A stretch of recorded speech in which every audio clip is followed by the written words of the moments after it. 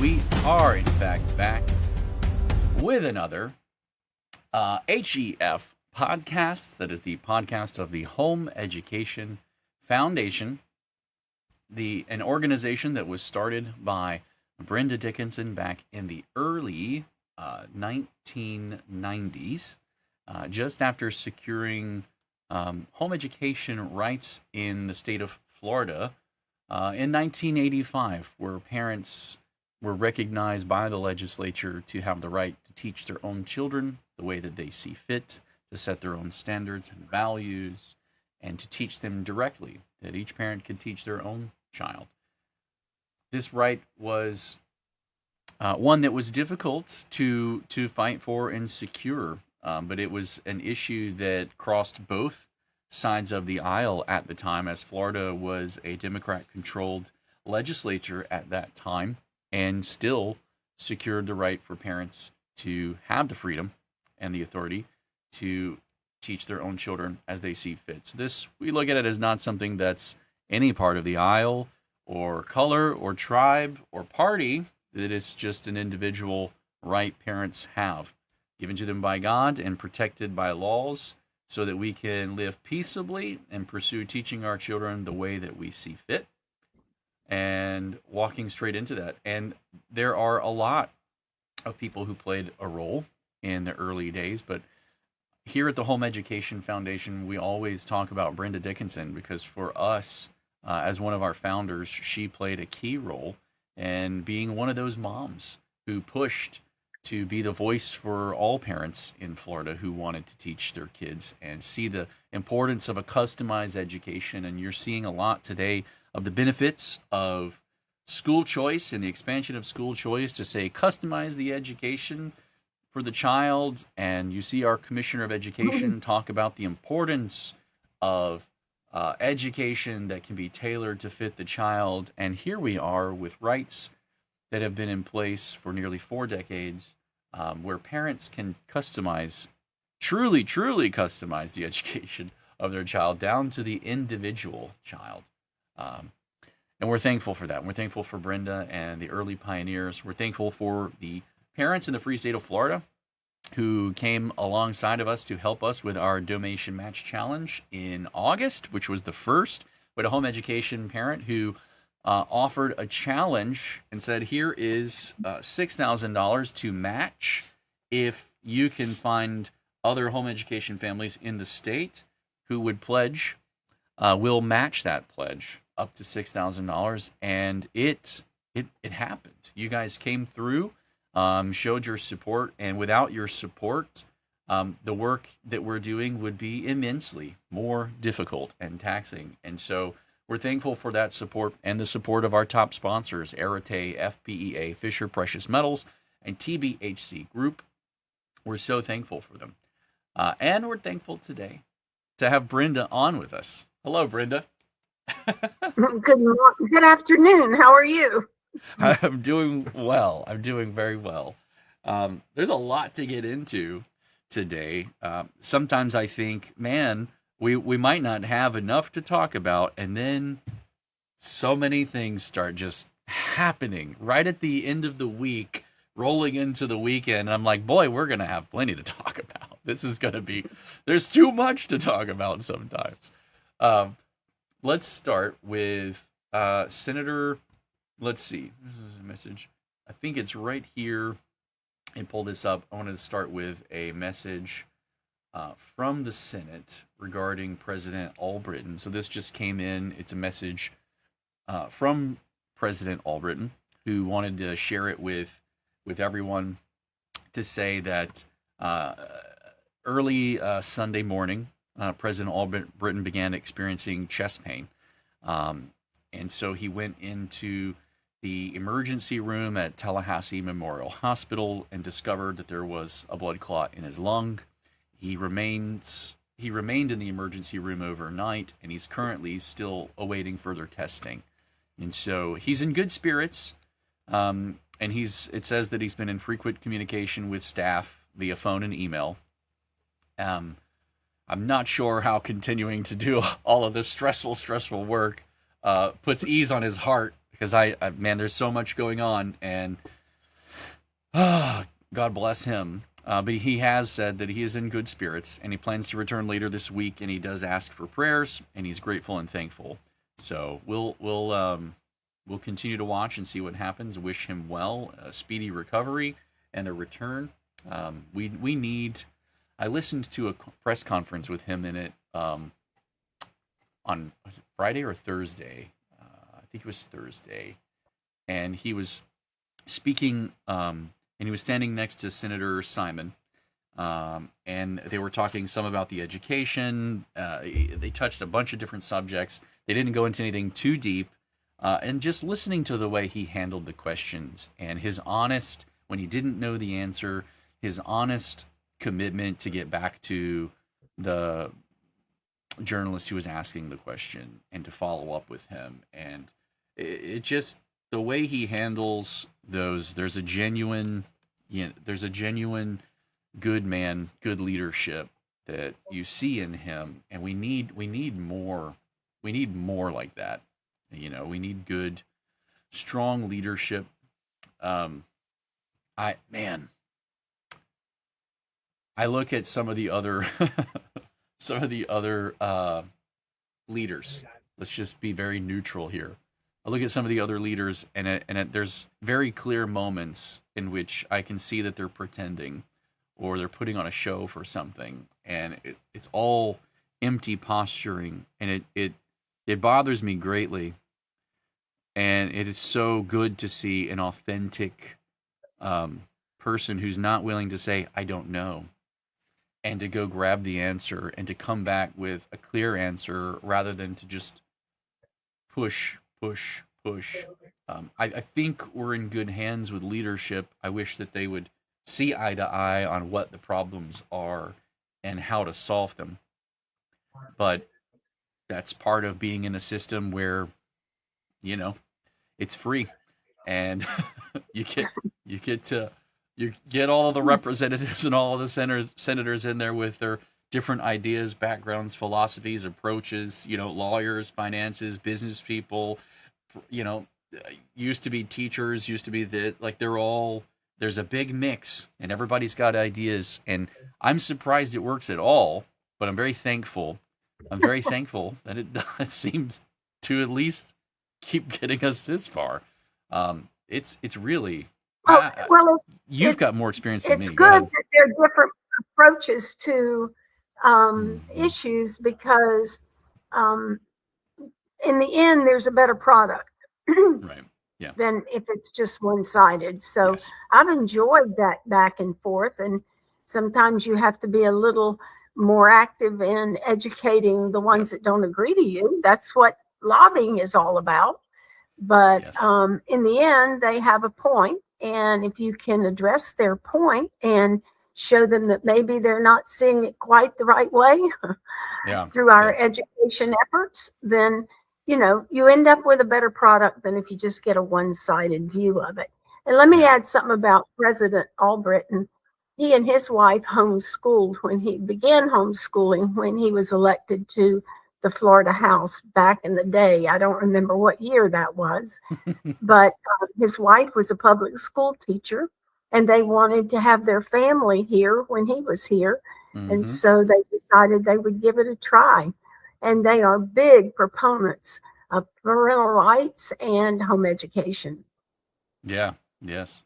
Yeah. They've been an absolute boon to parental rights, to know that you have someone in there pushing and talking. There are several senators, especially.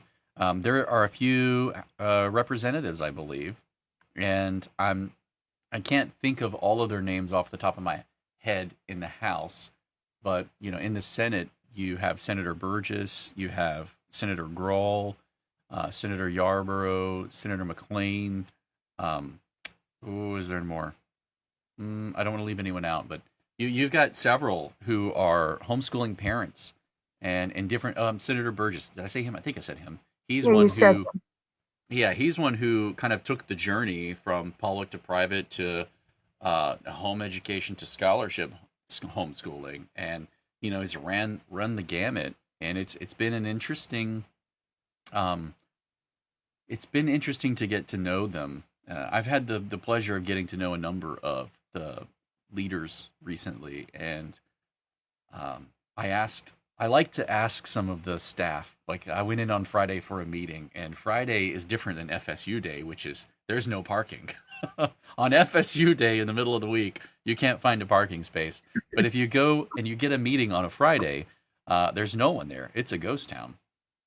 But the staff are still diligently working. So I get to sit and chat with them a little bit more when they're not as swamped. And so I like to ask them if they have a favorite.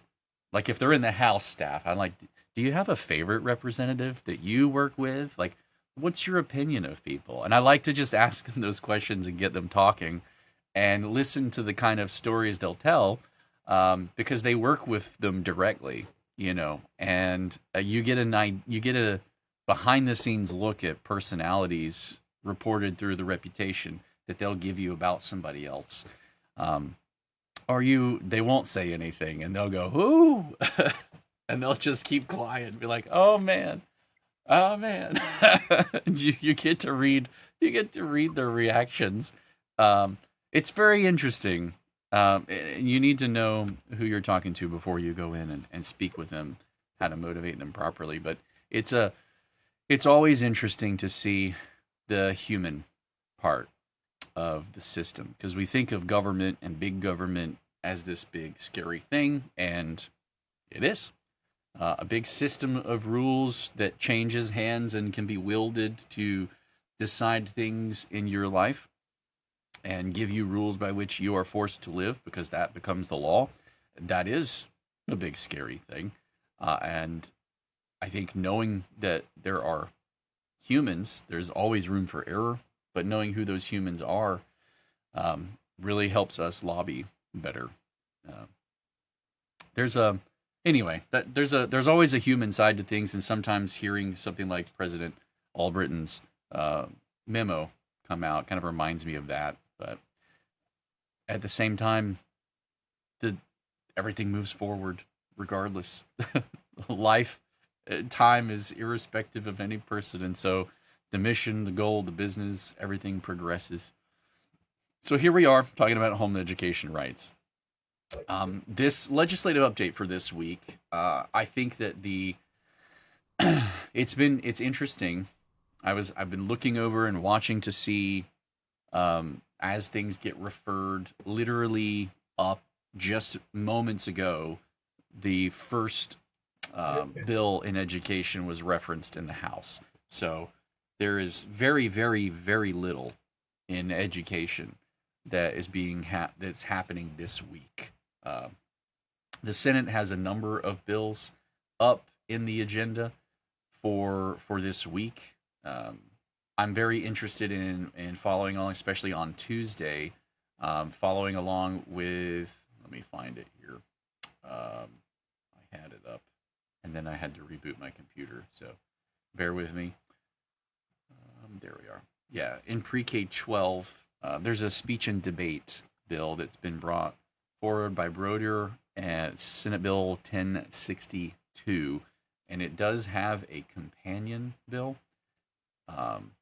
in the House, and that is being co-sponsored by Burgess and Gates. So this bill is being co-sponsored by Burgess and Gates, and in the House, the companion bill is HB 1059, and that is being sponsored by Representative Booth.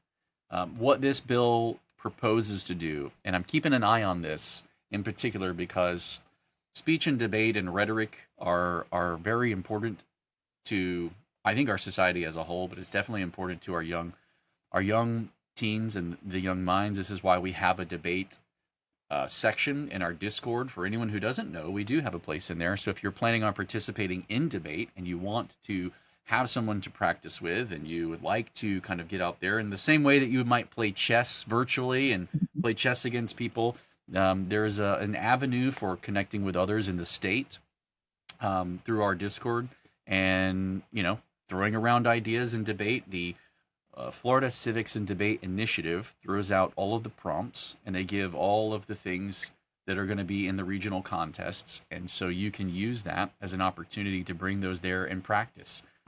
some of your argumentation or share ideas with one another. But speech and debate is very important to our society, and it's very important to me. And right now, home education students, because the way that the program sits in the FCDI at the Department of Education, it's been wonderful to know that home education students can interact in this program individually, that they don't need to go to a public school to get on a debate team and to register and to participate as an extracurricular. They can go independently and show up to the debate tournaments or the speech tournaments and participate. And we've actually had a homeschooler out of, I believe, the Jacksonville area do quite well. And you might have seen them posted up on our Facebook page. Yeah. Cooper, I think his name is Cooper Campen. He placed pretty well and went very high. And we like to see those opportunities be flexible and equal across the board. And as the program stands right now, that's allowed. This bill proposes some massive changes to the whole program. In fact, it will no longer be called the FCDI. It'll be called the Florida Debate Initiative. There's a whole lot of additional rules and authority that they give to this organization. So essentially the FDI will function kind of like the FHSAA as a governing organization to govern all of the speech and debate competitions that happen in the state. And so it'll be its own organization with its own bylaws and rules and functions and volunteers and programming, etc. And it'll facilitate and run alongside of what the Department of Education is interested in seeing in debate. And so they'll work together on those things, but it'll no longer be an initiative that lives up underneath the DOE, according to the bill. Anyway, my goal in watching it is to make sure that they're not necessarily making any changes that negatively carve out home education students or PEP students. We want to see the ability to continue to participate and be involved in those things. I think these things are critical. There are some bills that are getting more attention than I think they deserve. But anytime you mention volunteers and polling or voting, you're going to start to see a lot of eyes go on those. The bill doesn't really do much but give them permission to vote. But that's one of the ones that's students to be able to volunteer. That's one that is up in the Senate this week. But the House is, unless they dump a bunch of bills and reference in education, it's a pretty quiet week so far in the House. That doesn't necessarily mean nothing's going to happen. The deadline, each day there's a deadline to get bills referenced into, and they've pushed one of the subcommittee meetings to Thursday, which has been happening on Wednesday. So if you're reading in between the lines, there's this, I think they're talking. Brenda, what's your experience? Definitely, there's a lot going on behind the scenes that we can't see publicly. Yeah. I love how you're just straight to the point. Maybe I talk too much. Let's see. It's a game of chess, like you mentioned. The Senate has their agenda and the House has their agenda, and sometimes they don't align exactly. Mm-hmm. And then they're trying to figure out, well, how can we amend this bill in one chamber, excuse me, to make it look like the one in the other chamber if they weren't filed identically. And so there's a lot of talking going on. Yeah. There is, but they're not talking to anyone on the outside. So that's right. So we just have to read the tea leaves. Yes. Aside from that, Wednesday is 4-H day at the Capitol, and a lot of homeschoolers participate in 4-H. It's pretty big around the state for us. And so if you are coming up for 4-H day, find me. I'll be up there. That'll be Wednesday, January 28th. There's committee meetings and other things going on, so will be up there. Look for me. I would love to connect with you and say hi and to see the little homeschool faces. and get to know you better. And I'm sure we can squeeze some time in somewhere along the way to at least, put faces to it and greet each other. And that would be, it's always good to see that. So I know that we made a really good connection last year with the Leonards, and they're coming back. So she messaged me, and we'll connect up with them. But any others that are coming, we'd love to see you guys. We appreciate it. All right, Brenda. I believe that wraps up the legislative update for this. All the other bills that we're watching so far, 538 and 318, with the extracurriculars for 538 and 318 is the big education bill in the Senate, have yet to be responded to in the House. It was sent over in messages, so it's still there. It's still quiet. It's still mum is the word. So, there we are. You're looking forward to it. Yay! Me too. So that'll be great. All right, let's dig into some controversy. Join me in going down history lane, and let's talk about some controversial topics. So if you have sensitive ears, maybe now is the time to turn off the podcast and stop listening. Brenda, I keep hearing, Crystal showed me a Facebook post, and we all know that maybe if we all got off Facebook, we could all stop having heart problems, perhaps, or at least have less heartburn.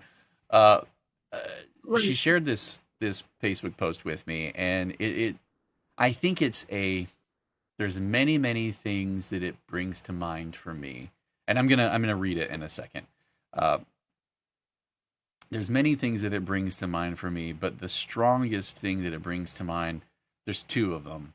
One is homeschooling isn't the same everywhere. And that's got to be understood, that if you're seeing a post in one of the groups that has thousands and thousands of people in it, they may not all be Floridians. And homeschooling isn't the same or legally protected the same everywhere. And so that becomes very important. We'll get to that in a moment. But also,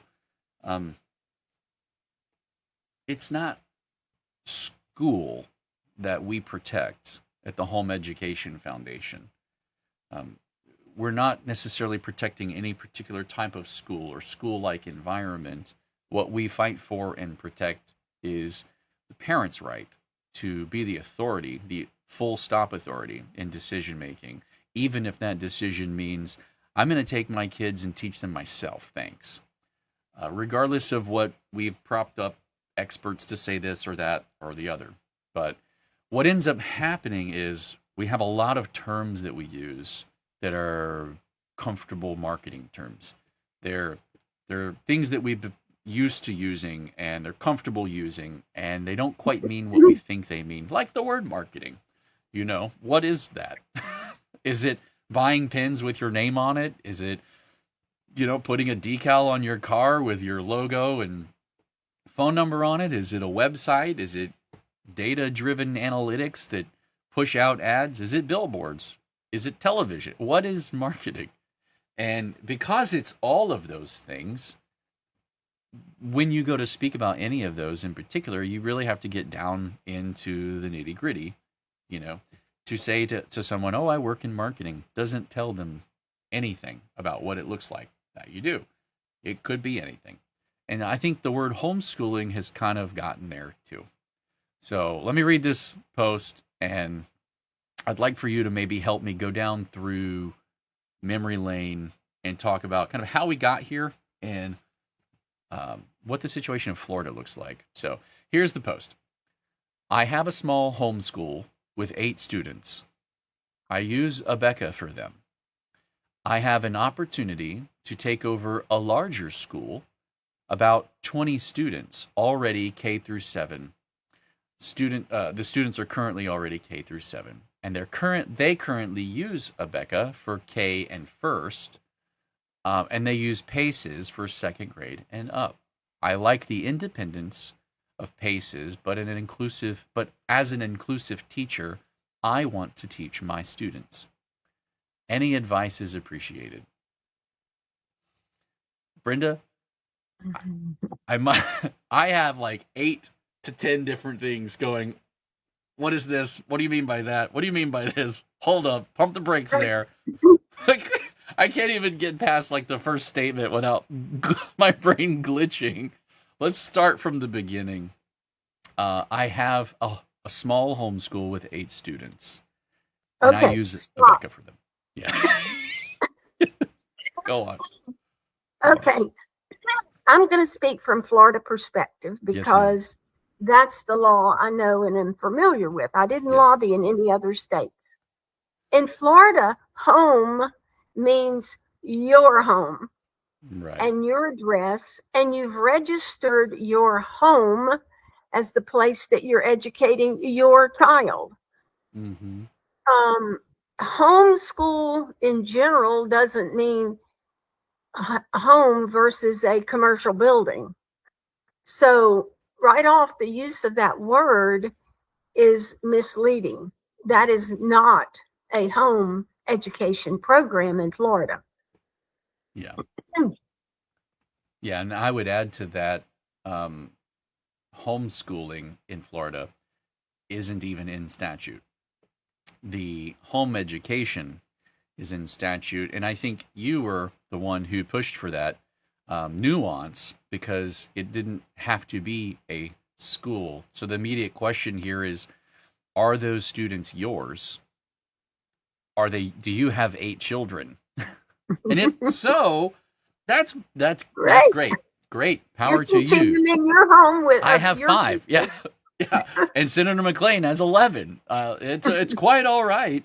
His wife had 11 students. I'm quite certain, and that makes sense when we protect parents' rights to educate their own children as they see fit.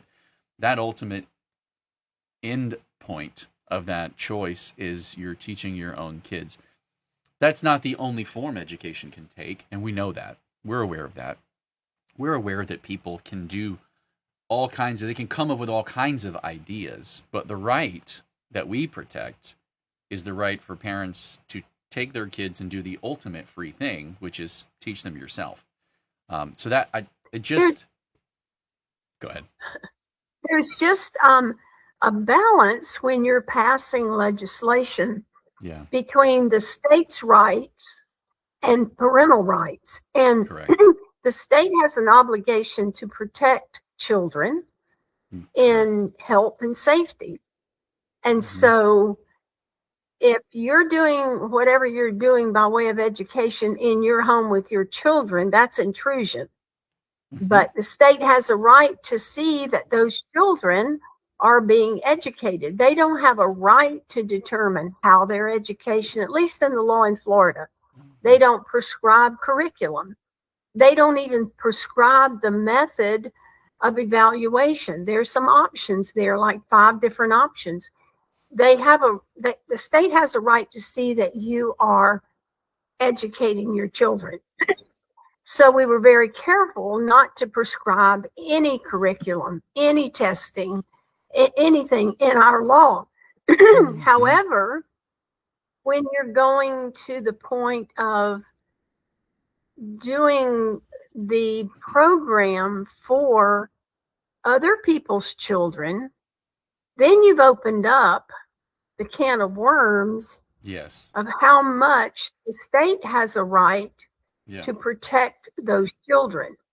Right. So prior to teaching other people, sorry, you go ahead. I was just going to say, if you are familiar at all with the rules regarding daycare, childcare is what it's called, it's incredibly detailed, right down to the type of material used on the playground. And so there's a transition from the laws of childcare to public schools and private schools, but there's a whole lot more state protection for younger children that are in childcare where they're taking care of other people's children. Yeah, and that's where, I mean, ultimately that's where you're getting at with the state's duties or responsibilities being almost like two Venn diagrams where they overlap. The state has objectives and responsibilities. The parent also has those, and so there are places where they overlap, and those definitions are critical. And where the parent has self-governance and freedom and rights is when they're doing their own thing, being left alone and teaching their own kids. The moment that you bring another set of children into it that are not yours, there are so many regulations that are automatically brought in with that, and we have to be very careful. Like childcare is leaving the child in the supervision of another, and they, by definition, and this is statute 402.302, means the care, protection, and supervision of a child for a period less than 24 hours on a regular basis, which supplements parental care, enrichment, that's vague, health, supervision for the child, that's also vague, in accordance with his or her individual needs, and for which a payment, fee, or grant is made for care. So a lot of people might not realize it, but the very moment in Florida that you start to bring another parent's children into your home and do anything commercially where you're charging, or you're using the scholarship to pay for it, or you're not using the scholarship but you're still paying for it, and they're in the protection of someone else for all of these vague terms that then go on to get clarified later, and there are some exceptions that get carved out for these types of programs and not those types of programs, and what does this mean? And you open up that whole can. You open up that entire can, where if you're doing your own thing and you're being left alone, you don't open up that can at all. So one of the reasons why we've been very distinct in pressing the difference between home education and a lot of the programs that keep popping up. Homeschooling is hard. Put your kids, we'll homeschool for you. Or like this person here says, I have a homeschool with 8 students, and I have the opportunity to take over a larger school with about 20 students. Wait a minute. Did you say school?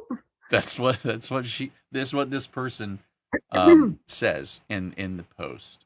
And this isn't Florida. But there's a lot of people who are in this group who are also in Florida. So that this hits on the radar, for all of us. Go on. What were you about to say? I was just going to say, I think she defined the term by using the word school. Right. And so just because it occurs in a home doesn't make it a home school. Right. It's still a school. Yeah, ultimately, it's still a school. We, as last year, we had a situation come to our attention in South Florida where DCF started investigating the program, even though they were calling it weren't they calling it a HEIP, home education? They used a homeschool co-op, and they used a bunch of different terms for this particular entity.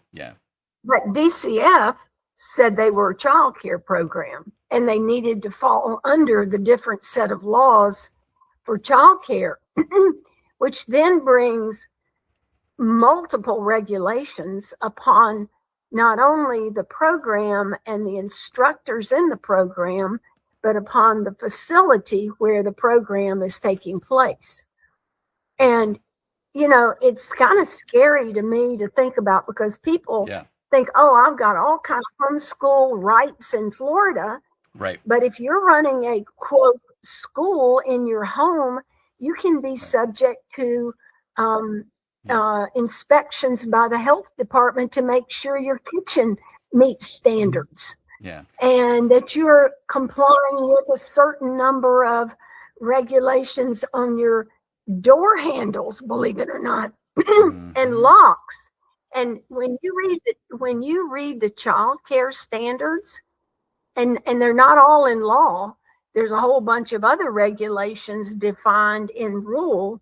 Mm-hmm. It's very difficult. Even if it's a family, which is a difference than the facility, if you're doing it in your home, it's considered a family child care program, and you open up yourself to inspection by the Department of Children and Families. Yeah, and I think this is what you're hitting on some things. I recently this week had an issue brought to my attention where the parent was informed they were a part of a how do I say this? They were a part of a co-op, or some sort of homeschool program, and they were being sent the notification that they didn't turn in their evaluation for the end of year evaluation. They're registered with the county, but they're a part of a co-op, and they said, we don't have to. We've been advised that we don't have to do that with our homeschool. And my head is thinking through all the different ways in which that would be possible. And if they're registered as home education with the county, there are none.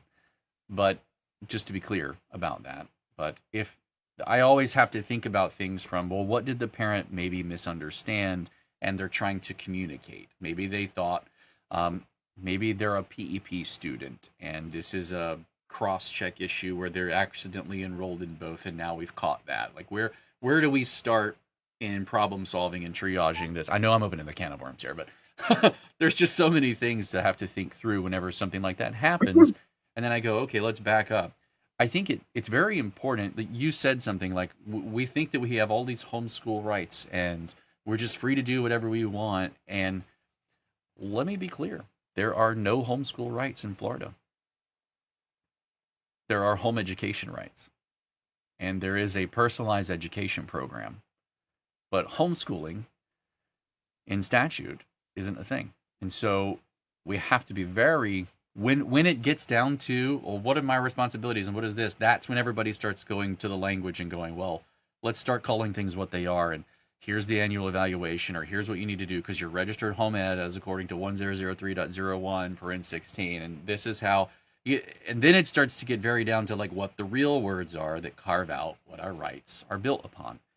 And I think we need to do a good job, parents in Florida, of educating ourselves and sharing this information to help people understand how their rights are crafted, what they are, what those rights are. And the veterans in the home education space need to come alongside all of our newcomers who are in PEP and maybe haven't even dipped into, maybe they came from private school and they're familiar with private school, or they're familiar with public school and they jumped right into PEP, but they don't understand. They hear all the homeschool language. I have a school. I have a homeschool too. No, wait, we're doing the homeschool thing too. I've got a homeschool. You've got a homeschool. We all have a homeschool. It's like, no one has a homeschool in Florida. No. You are registered with a home education program, registered with the district, with your district, or you have a personalized education program, and that is registered with the scholarship funding organization that you're participating with. And both of these are legally recognized enrollment options, and each of them have different responsibilities. Use one. And they both allow you to teach your own kids. They both allow you to teach your own children. What's happened is all of these entities have come into this space to go, oh, we're a homeschooling program. We're a homeschooling. We'll help you homeschool here. We'll help you homeschool there. And it's the marketing for it, or just the lackadaisical use of the language, has muddied the lines. Florida is great. It's a parent choice state. That's what the commissioner said. That's what the governor said. We're first in educational freedoms. We've got all the freedoms. And so that becomes how we think. But the reality is the law says what the law says. And in those words are established and fortified and maintain what our freedoms are and what our responsibilities are or aren't. And it's extremely important to be familiar with that, because you're going to see a million posts like the one I saw. You're going to see a million of them. We got a little homeschool over here. Or, yeah, we do. We always take our kids to Sally's homeschool down the street. That's not a thing. And if you're taking money for the care of a child, DCF is struggling right now. They're very, very much struggling with all of the quote unquote homeschool programs that have popped up everywhere because they all look like daycares. They all look like daycares. And I know, I understand the glaring comparison between that and public school and how people say, well, isn't that what public schools are? Aren't they just big daycares? I mean, I see that comparison and it's valid, but DCF is struggling with this wild, nebulous, vague, undefined end of the children are not in your home being taught by you. You've dropped them off 5 days a week to another program where they're there all day and you pick them up. That's a school. And how is that different? They'll ask. What is the difference and distinction between that and a co-op?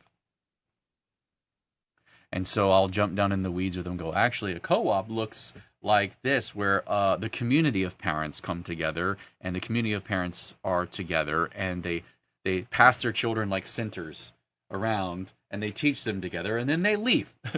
And then it's not a daycare drop-off scenario. And they go, well, what about this homeschool co-op I heard about over there?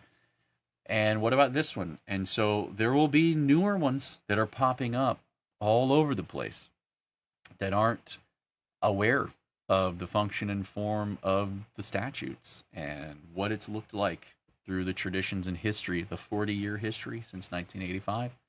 Thank you, Brenda. How that grew and what that looked like. And so this innovation, this trendy school choice innovation is coming in and disrupting the norm. And I think that not all change is bad. I think that parents having the flexibility and freedoms to make these choices and go do those things, power to them. Power to them. But you also have to understand what the state is going to do when they hear horror stories.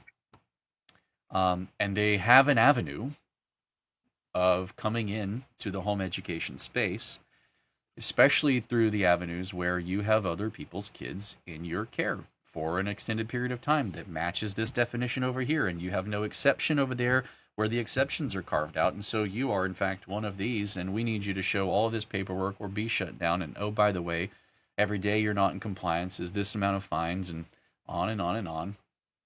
It's a big hairy mess. So I don't want to sound like I'm mansplaining everything. Brenda, stop me. Just want to point out some history here. Yes, ma'am. When the scholarship programs first went into effect, the first one was 1999 with the John McKay Scholarship for children with unique abilities. It was kind of the same Wild Wild West we have going on right now. And there was a lot of debate over where these children could go to school, what kind of schools there were. And it's one of the things we don't talk about, but everybody knows there are, quote, umbrella schools, which are not in statutes either. They are private schools because that's how they register with the state to operate an education program. Well, we had a couple of, especially one I'm thinking of those umbrella schools that were doing a phenomenal job with children with unique abilities. Yeah. But the same issues came into play here is what are the standards? What is a private school? What is it that makes that distinction? And they actually ended up going after this particular program because they said, you're not a private school by definition. You don't have a location. Your teachers aren't in contact with the kids 5 days a week. You don't have the number of hours. So they were operating as a home education program with the children, doing a fantastic job, but they didn't meet the qualifications. And so the state, fast forwarding from 99 in the area of like 2002, the state started saying, well, how do we determine these are legitimate programs? How do we know that these are not pedophiles setting up programs? They're saying that now, again. Yes, I know. Yes. And so what came about was a whole set of regulations to determine any private school. We had to fight this. This didn't apply to every private school. It only applied to those private schools that took scholarship money. Mm-hmm. So they had to meet every regulation and law pertaining to private schools, both state and federal.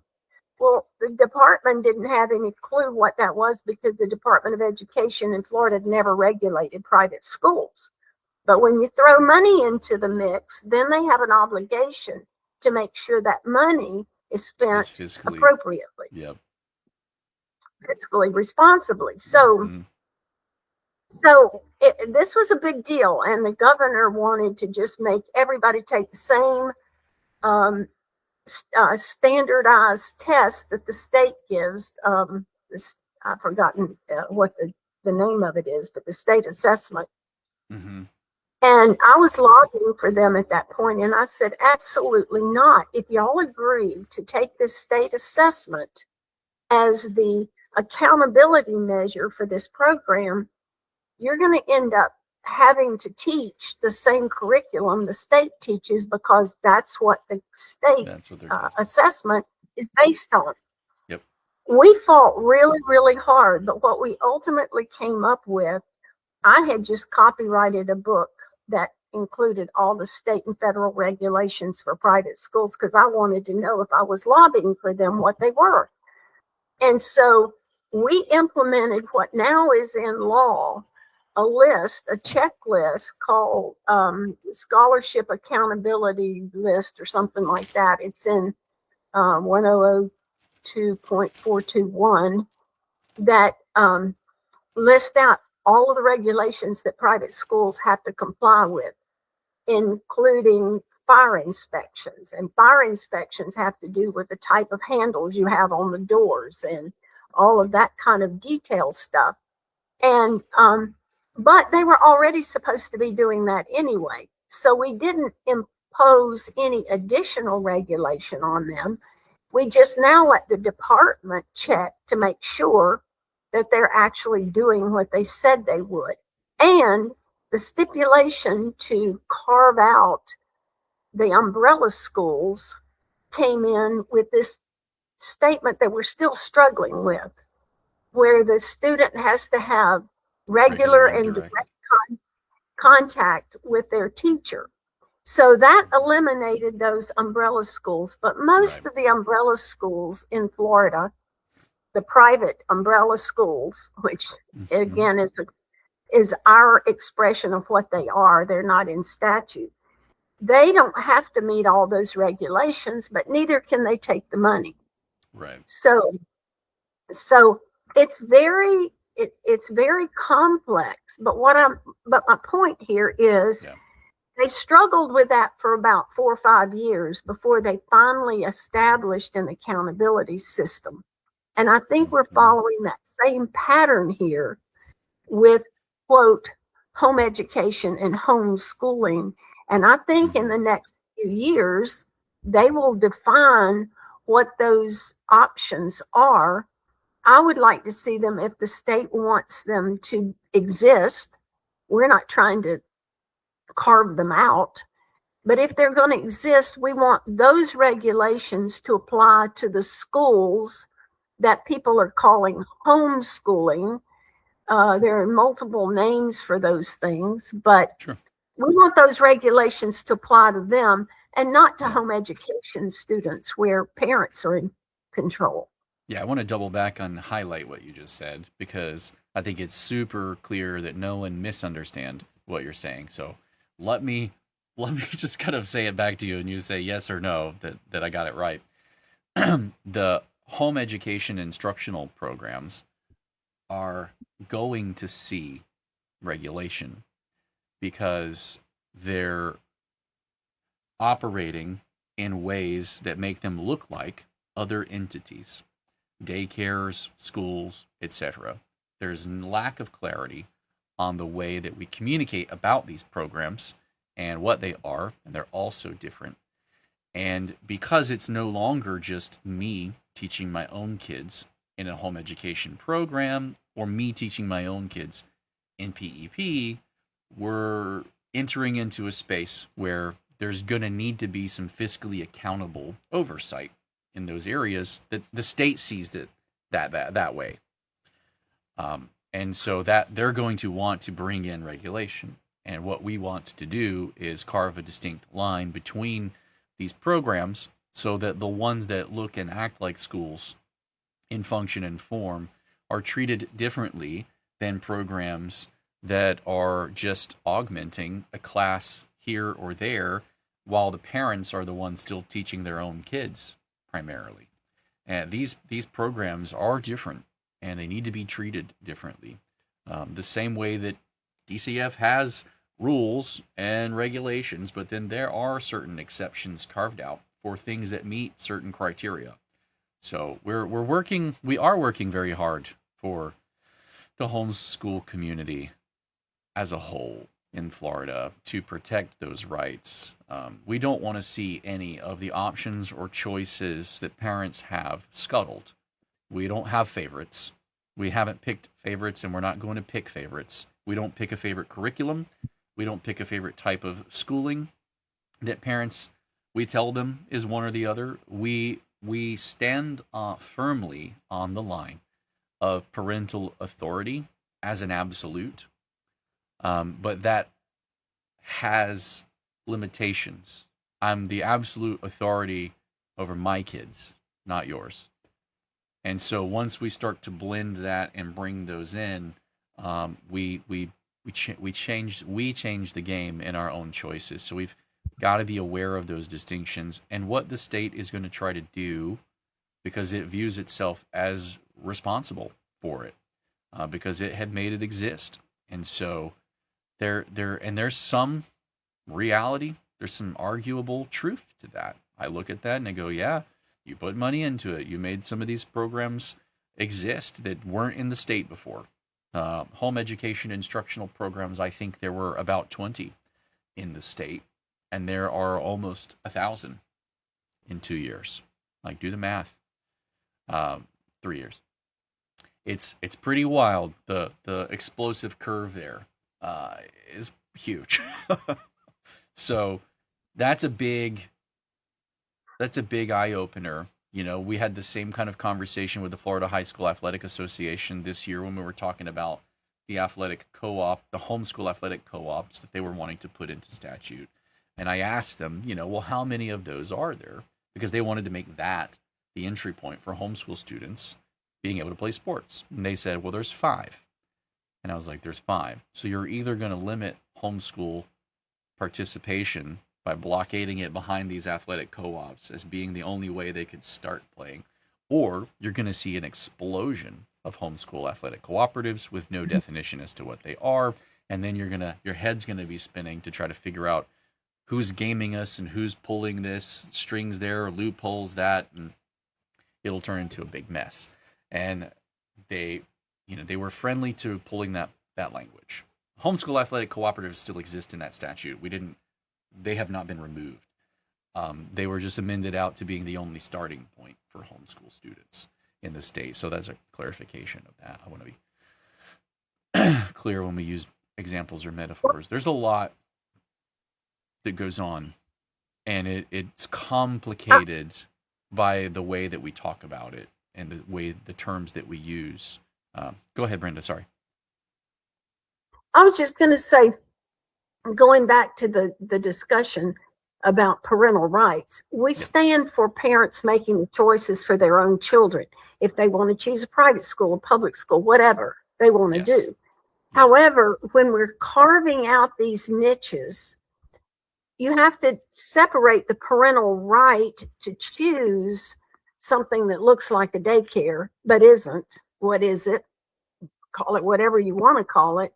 Undefined. Which is an all-day program where somebody else is in charge of the program, versus regulating the facility. And that's what we did with private school. You can choose a private school, send your kid with scholarship money, but the state regulates the facility. And so I think that is the distinction here that we're making. We don't decide what parents do with their own children, but if you're not involved and you're not engaged at that program and somebody else is doing it, then the state has a right to make sure the facility is a safe and healthy facility for your child. That's why the DCF would be getting involved, because that's what they do, is ensure the safety of children in a child care center. Yeah, and I think anyone entering into this from a private standpoint needs to ask themselves some very real questions. You know, how are we different from a private school? How are we different from a public school? What are those distinct, differing characteristics? Because I know that a lot of parents who have used PEP pulled their kids from a public or private school to put them into another program that looks exactly like that, because that's what they want. That's what they're looking for. And they want to be able to use the money to do that and choose that. And hey, look, more flexible, smaller, private options should exist.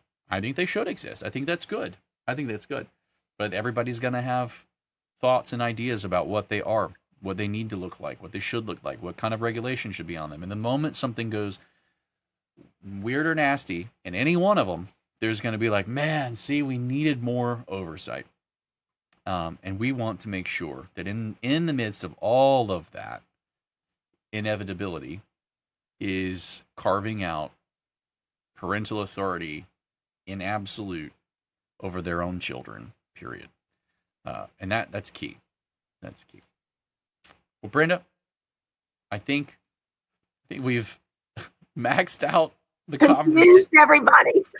Probably. I think some of our parents here who are watching, we've had a decent viewership this whole time, so I appreciate you guys. You're still with us. You have enduring patience, or maybe you just enjoy punishing yourself with all of the definitions and terms and nuances, like I do. I wake up in like hot sweats sometimes, and I'm like, and I'm arguing in a committee, and I wake up and I'm in my bedroom, and I'm like, that's next week. But I learned through those experiences, because sometimes I say things poorly in my dreams, and it's good practice. It's good practice. Oh, man. But yeah, no, listen, if you're with us, we thank you for your viewership. We thank you for being with us, your support, your interest in the conversation this far. I'm surprised that today isn't one of those days where we have like 4 people listening and watching, because only the board and our intern who's listening to these is having to gruelingly get through it. We actually get a lot of playback on these videos, anywhere between 15,000 to 40,000 a month, give or take, whenever there's a hot issue, is what we kind of see and experience. And we're not in the millions of viewers category, but we serve Floridians. You know, we're very niche. We're not. This isn't a nationwide podcast, really. This is really for you guys, parents in the free state of Florida who educate your own kids. And we thank you for your viewership. We thank you for your support and your long attention span. There's hope for humanity if there are people who still have this kind of attention span out there to be able to do things. We hope that we've added clarity to this. And I think if I had a call to action for you right now, it would be help steer our home education community in Florida. When you see posts in the Facebook groups or that you're in, help gently steer these conversations toward clarity and use of the proper language and definition, terms that have clear definitions, and keeping everything kind of on the tracks, because it's very easy, like Brenda said earlier in this, to look at, if you truly look at coming into home education or the freedom of school choice in Florida from the outside, and you're like, man, those Floridians have a lot of rights. We want to move there. We want to, man, I didn't know we had access to all this stuff. Let's pull our kids from public school and go figure out how this works. There's a lot. There's a lot to go like, well, I thought we had the right to do this, or I'm the homeschool. I heard parents say that one time. I don't have to do that. I don't have to register. I'm the homeschool. And I'm like, I don't know what state that came from, but that's not how it works in Florida. And language spreads and gets popularized. You know, you're watching a TikTok influencer or Instagram mom or something, and everybody's got ideas, and we use this curriculum or that, and here, but everybody's got ideas. And the more that we bring, especially in Florida, bring those into an understanding and a regular use of language that matches what your rights actually are, distill it down, teaching your own kids. The primary point of contention or point of clarity is, you know, home education or homeschooling in Florida in its most distilled down form is you teaching your own kids. And that's an absolute right we fight to protect for you to have. So anything that doesn't look like that, there's a million questions that I start to get rolling through my head. What does this look like? How do you protect that? What will this look like? And then how's that change? And so-and-so's over here, this entity or organization is going to need a definition, and they're going to and then it starts to become chaos. When it's not chaos and it's clear and simple, it's every parent having the right to teach their own kids, set their values and standards the way that they see fit, and to do that. And that's what we fight for. Brenda, I'm going to let you call us out here. Toward the end, you wrap it up for us. You always get last word. And I'm thankful you're with us today. I know it's challenging. You got a lot going on. I'm grateful for you. Well, let me just say that if you want right information, correct information based on the law, don't look to Facebook pages. Look to the Home Education Foundation. We have a link to the laws to answer those kind of questions, and you're going to get actual answers based on statutes. Yes. But you need to know your rights, and you need to know your responsibilities. You can't register in a PEP program and a home education program. It's an or in there, and there are differences in those programs. Yes. So we've worked really hard to protect your right in all those programs, but you do need to follow the laws in your state. And so I just challenge people that are running Facebook groups to make sure you're standing on solid ground and not hearsay. Mm. Yeah, well said. Well said. All right. Well, listen, thank you all for your amazing attention span. Still have all of you viewers. So I'm going to set you free and let you have your Monday back, but not without first saying thank you again to parents in the free state of Florida for your support. We thank you to our top sponsors. If you are not a top sponsor and you'd like to be or know someone, send us information at info@flhef.org. We will get you our packets to see what that's all about.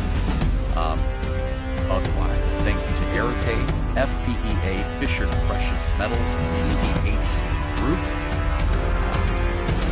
Really appreciate all the support. And we wish you guys a wonderful Monday. Things are kicking off here. If you're wanting down to the day updates on what's happening in the legislative session, you should join our Discord. Yes, there's a debate section in there, and yes, there's a section for moms and a section for dads, and there's a channel for every county in the state of Florida, but there's also our legislative updates channel, and in that channel, I will be posting down to the day updates whenever things happen or a bill moves or gets referred. You'll be the first to know if you're in our Discord.